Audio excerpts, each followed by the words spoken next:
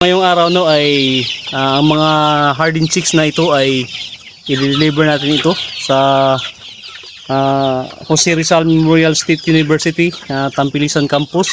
So yan ay 4 hours ang biyahe natin no, mula dito sa farm hanggang sa Tampilisan. Medyo malayo-layo yung Tampilisan no. So ito ay gagamitin para sa thesis ng mga estudyante no ng BS Agriculture. So ito ay 140 heads na mga hardened chicks at ito yung gagamitin nila no. So ilalagay natin ito sa ating crate ngayon para ibibiyahe natin no. I-deliver natin ito ngayon.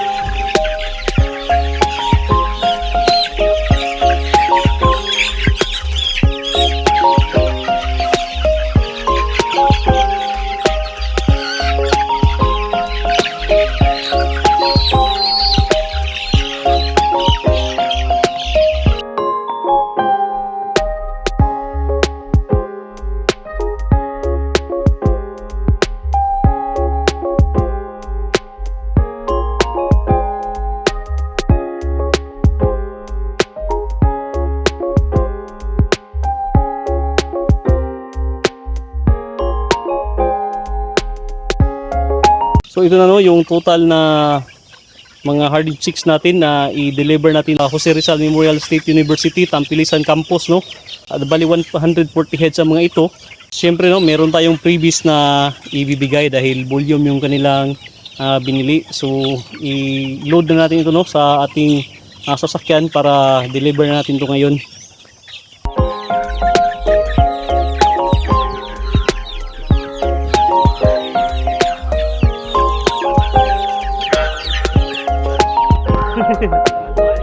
On the way na tayo ngayon no, papuntang Tampilisan. Makakasama natin ngayon si Joel, siya yung nagda-drive ng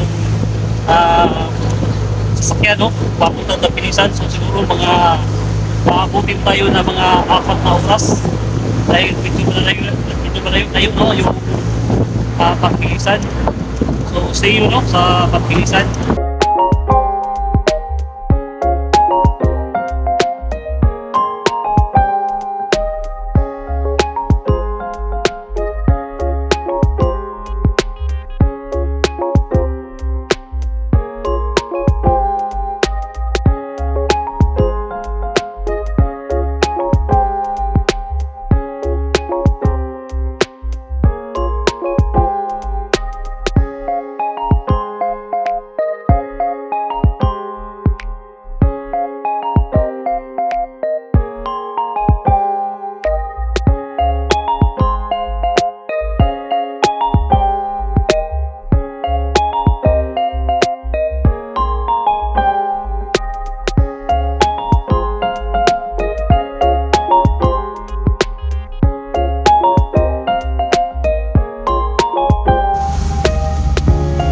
So ito na no, nandito na tayo sa JRMSU Tampilisan Campus.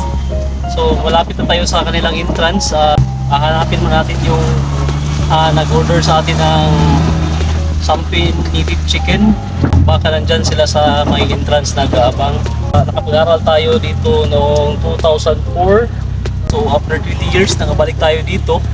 Pero nagsusupply na tayo no, ng manok para gagamitin sa pang-thesis ng mga estudyante dito.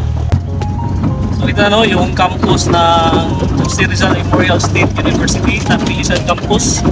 So you know, mayroon silang bagong library dito. Noong nandito ako, wala pa ito.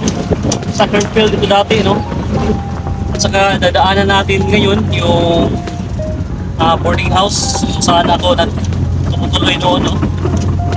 So ito yung boarding house dito sa left side. Ito yung boarding house no ni Ma'am Abahar. So dito tayo nakatira na mga 2 taon. So ito no, yung boarding house namin noon.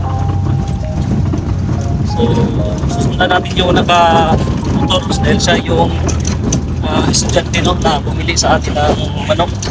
marami tayong memory dito, no? Noong nag-aaral tayo noon, way back 2004. So, marami na nagbago dito. So, ito yung ground na, no? So, noong araw, tumakbo pa kami dito, no? Nang nakahubad dahil nag-completion run kami. Maraming memories natin dito sa upal dito, no? At saka doon sa mga pine tree na yan, nakakit pa tayo noon dati para sa light up tree every December, you know, activity ng school saan pinapailawan yung bawat puno. So yan, isang puno dyan na inakyat natin. So ayan, no? So yung admin building nyo, no? Nag-search ko sa page, inamang ko yung page sa kuan. Search ko dito din. At papak man nga, dipulog din. Ako dipulog raw, dul-dul na. Sagaran, sa Bangga. Sa Mongga bitaw. Then, napo kay vlog. Ay, ingat ni kay like ano. Mga manok yun. Tapos nagkuhan ko, visited ko, chat kay basin. Basin kuhan ba, kanang kulang imong supply ba manok. Ako, okay, pag ingon nimo nga daghan kag supply manok. Naho dito. Kulang rin ang supply do yun. Daghan man kuan gud, daghang order. Nagay order Manila pod. Ang problema kay ang pag-ship lang pod. Pag-ship naman dayon. Dayon nay Davao may daghan kay buyer Davao. Ang problema kay kuan man gud kanang ang pag-shipping kay wa may direct Davao gud. Wimso may unang ka. Oh, Wimso. Ako mga manok gyud pod hambaro pod. Di mo may pinakaduol diri gud.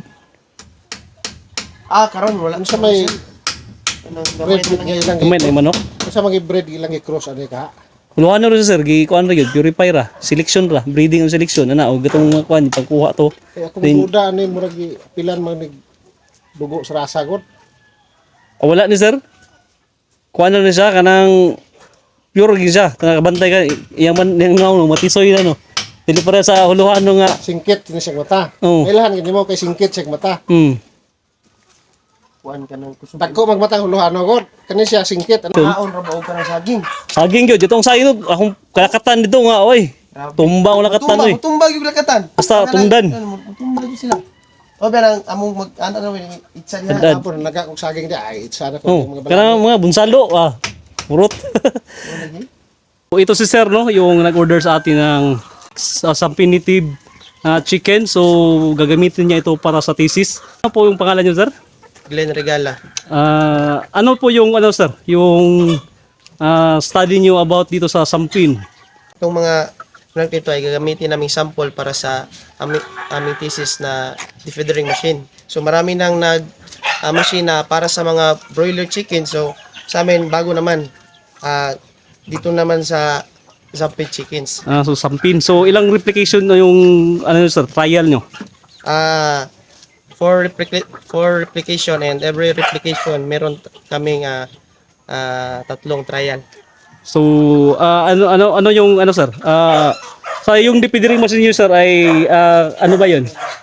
Mostly sa mga defeathering machine, existing defeathering machine, powered ito ng electric. So sa amin, para makatipid sa kuryente, ang aming machine ay mag-work ito gamit ang diesel. So diesel yung gagamitin nyo. Diesel. Sa hindi kayo gagamit ng kuryente. Hindi, matipid na So, sa kuryente. Tapos, yung machine namin, meron na siyang scalder at defeatherer. So, ang scalder, pag katapos patayin ang manok, doon namin ilagay para mainit na tubig ang laman ng scalder. Tapos, after sa scalder, pag kuha na sila sa mainit tubig, mag-transfer ito doon sa defeatherer. Automatic na. So 2-in-1 machine nyo sir? 2-in-1 machine maganda siya. yung ano sir? Tapos, ang magpapainit sa tubig, Crudo pa rin? hindi ka ng gasol. Gasol. Gasol. Akala ko crudo.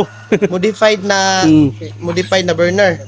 Nagpa-modified ang burner. Tapos yun, para merong bago sa technology, ang ginawa namin, nag-develop kami ng machine na para sa mga native chicken. Like Kasi Sampin. mano-mano man lang yung nakasanayan. Yes, ako sir, ako din, nagmano-mano din ako ng pagdidress ng manok. So, sa isang manok, medyo matagal. Oo.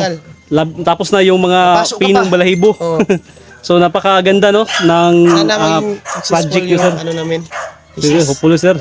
At thank you kay Sir No na meron siyang mga breed na mga Sampin chicken. please support the page and follow. Thank you. Okay, thank you sir.